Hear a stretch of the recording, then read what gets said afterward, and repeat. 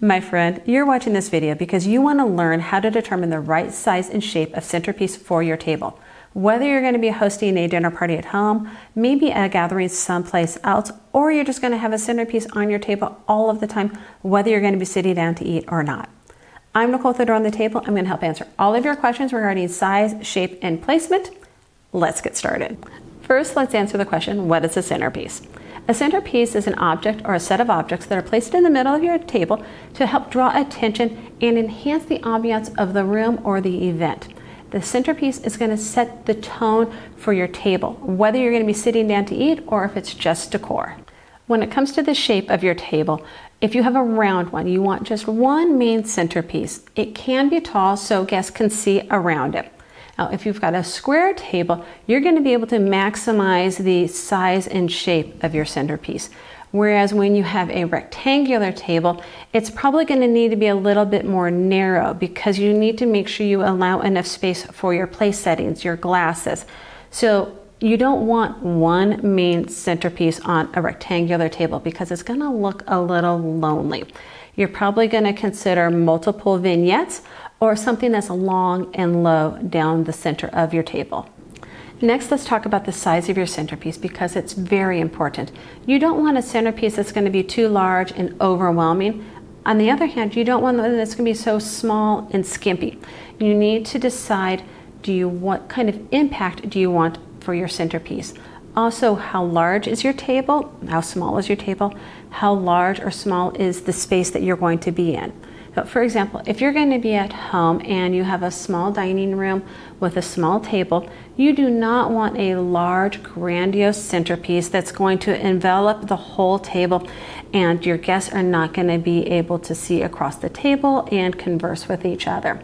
It's one of the main rules that when you are creating a centerpiece and it's going to be a sit-down meal, you want to make sure that your guests can see each other. You don't want the centerpiece to obstruct the line of sight. So you need to stay within either 12 inches and lower or 24 inches and higher. You don't want your centerpiece to be between that 12 and 24 inch space because that's kind of where line of sight is. Now, a centerpiece that's 12 inches and lower is going to help give you a more intimate, cozy feeling. Whereas a centerpiece that's 24 inches and higher, it's going to give you more of an elegant, dramatic impact. So it also kind of depends on the overall look that you're going for your centerpiece.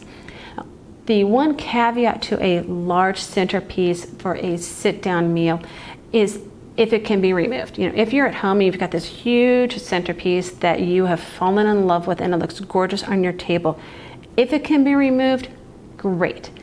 But if it can't be removed, you need to consider changing the centerpiece because you want to make sure that your guests are going to be able to enjoy the experience at your event. You want them to be able to converse with each other across the table. Large centerpieces prevent that.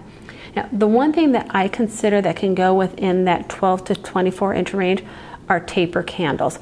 Because they're tall and skinny, guests can usually see around them and kind of see through them.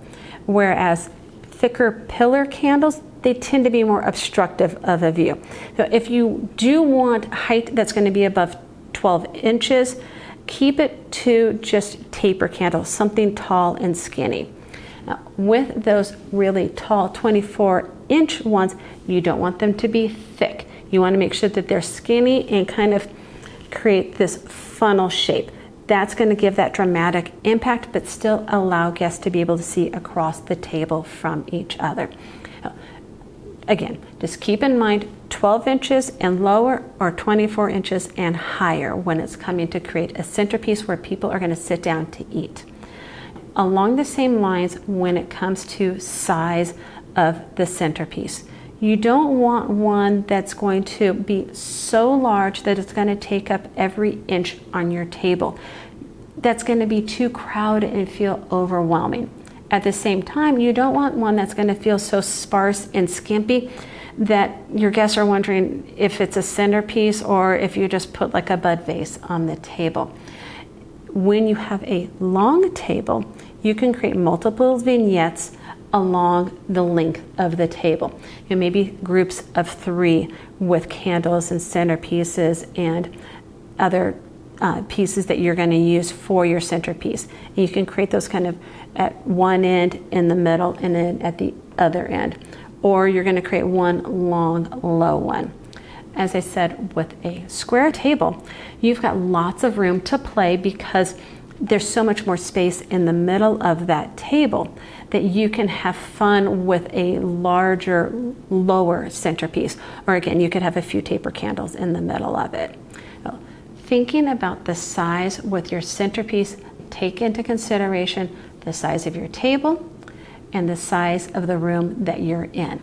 Now, that is everything relating to your guests sitting down for a meal at your table.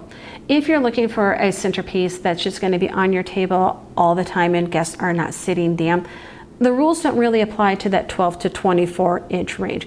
You can have a really tall, elaborate centerpiece. But you also want to make sure if you've got a really big table that you don't have a small dinky centerpiece. You don't want this big long table to look like all you've done is take and put a small vase in the center of it. The same goes for, you don't want to have a small table that's just got this huge gigantic centerpiece and it's swallowed up the whole table. Think about that when you're just creating a centerpiece that's going to be sitting out all the time, that's just for looking nice on your table. All right, a couple do's and don'ts when it comes to creating your centerpiece. You do want to mix tall and low items. That's going to create visual dimension. You want your eye to kind of travel along a centerpiece.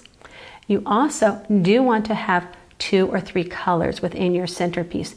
You don't want a single centerpiece color. You don't want a centerpiece that's all white or all gray or all blue, because it's just going to feel flat and boring. You want to make sure that you've got those different colors in there. Now, one of those colors could be a bright, vibrant, and the other color could be a more subtle and muted, but that's going to give some of that visual interest, that visual dimension by having 2 or 3 colors in your centerpiece. Another thing you want to do is you want to combine elements. You want to make sure that you've got some natural elements. You want to have some ceramic elements. You want to have taper candles. You want to have vases. You want to take all of these different pieces and mix them together to create a really attractive centerpiece. Now, things you don't want to do is you don't want to use heavily scented flowers or candles, because that's going to fight with the smells of the food, and your guests are going to get distracted by this really floral smell or maybe this other like woodsy smell, and it's going to take over from the wonderful aroma of the dishes that you're serving. The other thing you don't want to do is you don't want to overcrowd your centerpiece. You don't want to almost feel like you've kind of like thrown up everything into your centerpiece. If you have a centerpiece that has lots of elements, sit down, take one away. Was it missed? Did you really need to have that element on there? Because oftentimes I see that people put too much into a centerpiece. They feel like they just keep adding and adding and adding. Where oftentimes what you really need to do is take away, because a lot of times less is more. It's going to give you more of that impact that you're really striving for. And along those same lines, when you're creating a centerpiece where guests are going to be sitting down to eat, sit down in the guest seat and look at it from that vantage point. Because oftentimes when you're creating a centerpiece, you're standing up over the table and you're looking at it from a standing height. And you're not going to be able to see everything that your guest sees when they sit down. Maybe you're going to miss, like there's a bald spot in the table where there's nothing there. Or maybe you've overcrowded one section of it. Or maybe you didn't realize that putting an element where you did, it's going to block the line of sight for your guests who are sitting down. You don't need to sit in the seat of every guest, but sit down in 1 or 2 different spots and reevaluate the way your centerpiece looks from your guest point of view. 2 other quick little tips is you can create a centerpiece that's on a tray that can be moved, so that makes it really easy to create a really fun centerpiece that doesn't need to stay on your table. And also when you're making that centerpiece, make sure you don't have anything that's top heavy that's going to topple over, like candles. Make sure your candles are nice and secure in your candle holder that they're not going to tip over during the meal. Little simple things, but just kind of make sure that you tick those boxes as you're creating your centerpiece. So the next time you set your table, remember the centerpiece should frame the conversation, not block it. If you enjoyed these tips and my video, please give me a thumbs up. It really helps my channel. Don't forget to subscribe because I have lots more tips coming for you. Thank you so much for joining me today. And remember, a beautifully set table is a gift to those gathered around it. I look forward to seeing you next time here at the table. Bye.